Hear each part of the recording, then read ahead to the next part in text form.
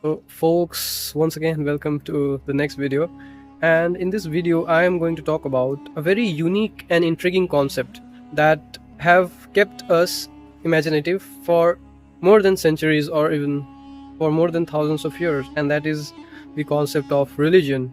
For humanity, it is the most unanswered question that ever existed in whole humanity, that whether God exists or not, and if they do exist, then what is the proof of it, and if they don't exist, then why they don't exist. So the specific question would arise over here is that if God doesn't exist for this world or for this humanity, or like let's say if God is like not existing and he was never into the existence, then the question arises that if God never existed, then why there is so much complexities in this world or in this universe. Like there are many complexities over there. If I give an example of simple complexity, and that would be why there is so much order in this universe. Order in the sense, like if a child is born and just after some hour the mother starts lactating, it is fitted in nature that the baby, which is unable to eat anything, is having a nutritious drink, that is the milk from the mother. So how this is so ordered means how this mechanism is so complex that as soon as the baby is born, the mother starts lactating, and this cannot be out of randomness, because that type of system requires a builder, an architect. So this complex system requires an architecture. So we imagine that architecture to be a supreme being, to be God. Example, if I want to say that if another things as well, there are so much complexities in it. If I say that we breathe out carbon dioxide, and trees, they take the carbon dioxide for their use and they release oxygen gas. So this is another level of order, that is complexity. Now inside that machinery there are many things going on, and these things cannot act as like out of randomness. The nuclear reactions that happen inside sun, that happens in the whole universe whenever a new star is born, or whether the new star is being died, or let's say a black hole is being formed. Now we know that if black holes formed, then there are many processes which stars go through in order to be a black hole. There was a limit. There is a limit for a star. If the mass of the sun or the star is beyond that limit, then it is highly possible that that particular star will form a black hole, or will go through a series that will transform it into a black hole. And if the star mass is less than that limit, then the star will be a neutron star or a white dwarf. So, and that limit is 3.2 times the mass of the sun, and that was determined by Robert Oppenheimer, Tolman and limit. So these are all these calculation, the physics calculation, what it says, but there is also order in it. So this level of orderness cannot come at random, or will it come at random?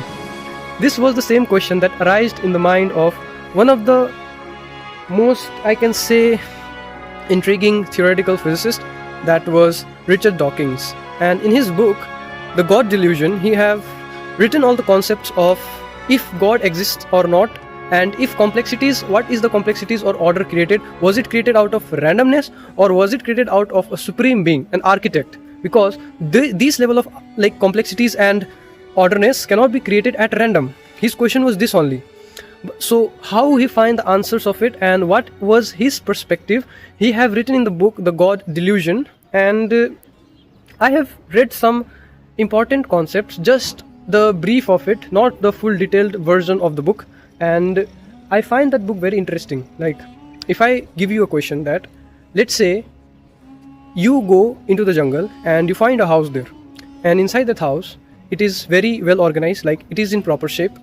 And unlike other caves and all, that house in the middle of the jungle is in a very proper shape, and there is AC inside, there is sofa, and there is a table, and there is like a bed. So what will you think?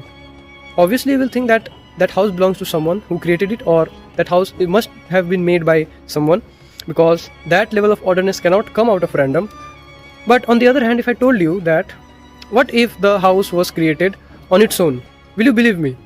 No. Your likely answer would be that why would I believe you if the order of the house is so complex that it cannot be formed at random?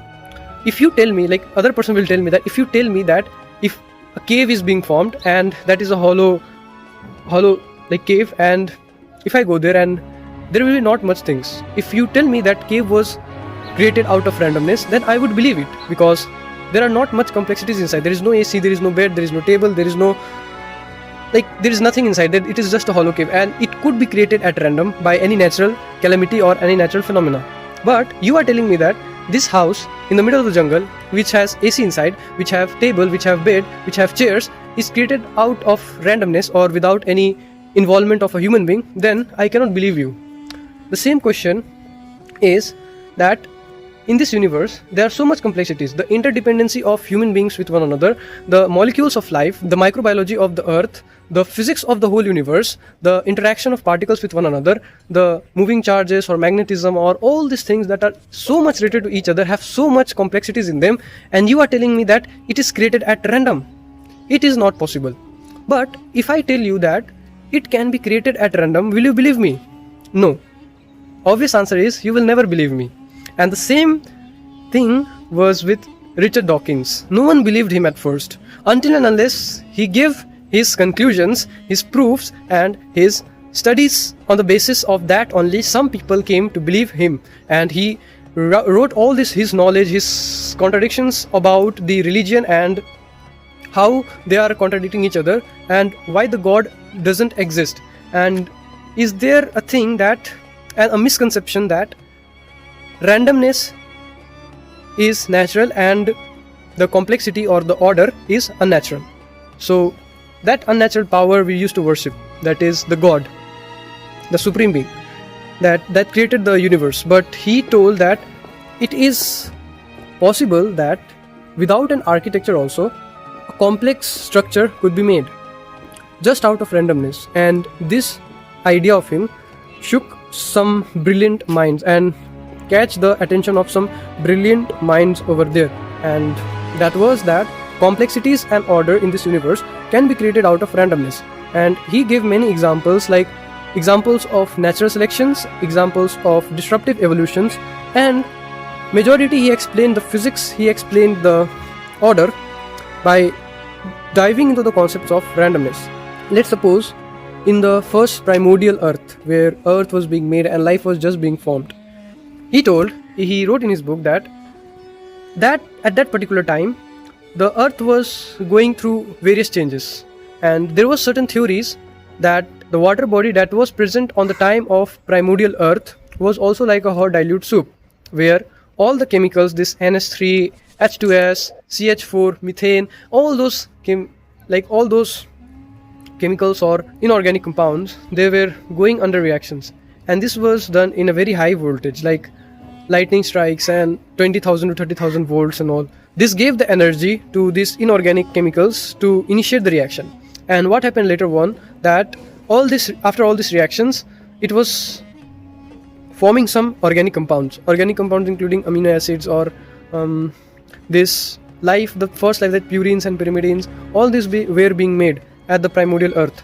And that's how, with all the possible combination, these chemicals and these inorganic or organic substances went into all the possible combinations, we can say, and they formed a compound or organism, we can say, that is the most stable form. And that is how he proved that it is not necessary that life could be created out of some architecture.